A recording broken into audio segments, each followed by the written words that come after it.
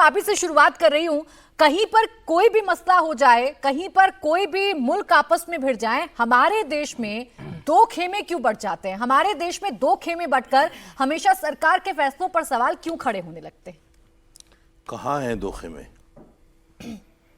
ये पहलगाम के अटैक के बाद में अभी तक मुसलमान या हिंदू, सिख, ईसाई सब एक प्लेटफार्म पर हैं, कोई खेमा नहीं बटा हुआ है। आज मैं ये पहली डिबेट आपके चैनल पर देख रहा हूँ जो आप इस नज़रिए से करना चाहते हैं कि दो खेमे हैं। बिल्कुल दो खेमे नहीं हैं। देखिए, दुनिया के अंदर सभी को जीने का अधिकार है। ईरान को भी अधिकार है, फ़लस्तीन को भी अधिकार है, इज़राइल को भी है, अमेरिका को भी है। लेकिन वो कहावत आपने सुनी होगी कि आ बैल मुझे मार। जानबूझकर ईरान को प्रोवोक करना, इज़राइल का उस पर हमला करना, ये कहाँ तक सही है? क्या इसके बारे में बोलना ये बटना है? इसके बारे में बोलना बटना नहीं है। दूसरी बात, अमेरिका को क्या पड़ी थी उस पर हमला करने की? उसके जोहरी तनसीबात जो भी उसके मामलात हैं वो खुद जाने।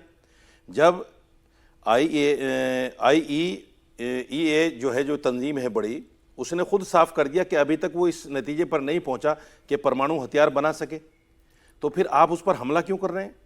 क्या ये अधिकार सिर्फ आपको है कि आप अपने लिए न्यूक्लियर बम बनाकर बैठ जाएं और दूसरा कोई मुल्क ना बना सके? क्यों ना बना सके भाई? Who are you? सारी दुनिया का ठेका आपने ले लिया, सारी दुनिया के मालिक आप बन के बैठोगे। इजराइल और अमेरिका ही है दुनिया में, और कोई है ही नहीं। सवाल सबसे बड़ा यह है कि ईरान को जानबूझकर जंग में झोंकने का जो काम इजराइल और अमेरिका ने किया है, उसका नतीजा तो भुगतना पड़ेगा। और उसका नतीजा सिर्फ अमेरिका नहीं भुगतेगा। आने वाले वक्त में जो कल ईरान की पार्लियामेंट ने एक फैसला लिया है, अगर उस पर अमल हो जाता है तो आप देखिएगा दुनिया में भूचाल आ जाएगा। तेल की कीमतें कहां पहुंचेंगी? और ये तीसरी आलमी जंग को जो शुरू किया है ट्रंप ने, मैं तो ये कहना चाहता हूं, इसका खमियाजा सिर्फ अमेरिका और इजराइल को नहीं बल्कि पूरी दुनिया को भुगतना पड़ेगा। मेरे सवाल पर आपने प्रश्न जरूर खड़े कर दिए थे, लेकिन जब इजराइल, ईरान और अमेरिका की इतनी खबर आप रखते हैं तो अपने देश में क्या चल रहा है ये खबर तो आपको बखूबी होगी।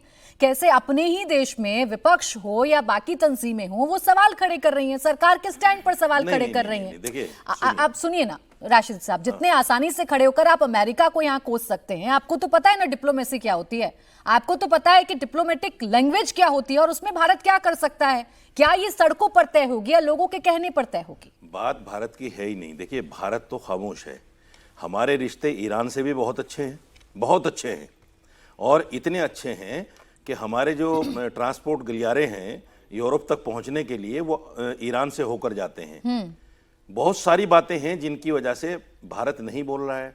हमारे ताल्लुकात इजराइल से भी अच्छे हैं, भारत नहीं बोल रहा है। तो इस पर तो सवाल ही नहीं है ना। आपने सवाल किया कि दो उसमें क्यों बढ़ जाते हैं, यानी आपने जिस तरीके की ये डिबेट रखी है, मैंने उस पर सवाल खड़ा किया है। मैं ये कहना चाहता हूं, सरकार अपनी, आप गलत समझो। एक मिनट सर, एक सरकार अपनी डिप्लोमेसी के हिसाब से जवाब दे या ना दे। दो गुट में बता रही हूँ, ये वही गुट है, किसी को सरकार पर यकीन है और किसी को डिप्लोमेसी पर यकीन नहीं। सबको यकीन है सरकार पर। इन्हीं डिप्लोमेटिक तरीकों पर या इन्हीं सवालों पर या इन्हीं सिचुएशंस पर मैं सवाल आपके साथ खड़ा हूं।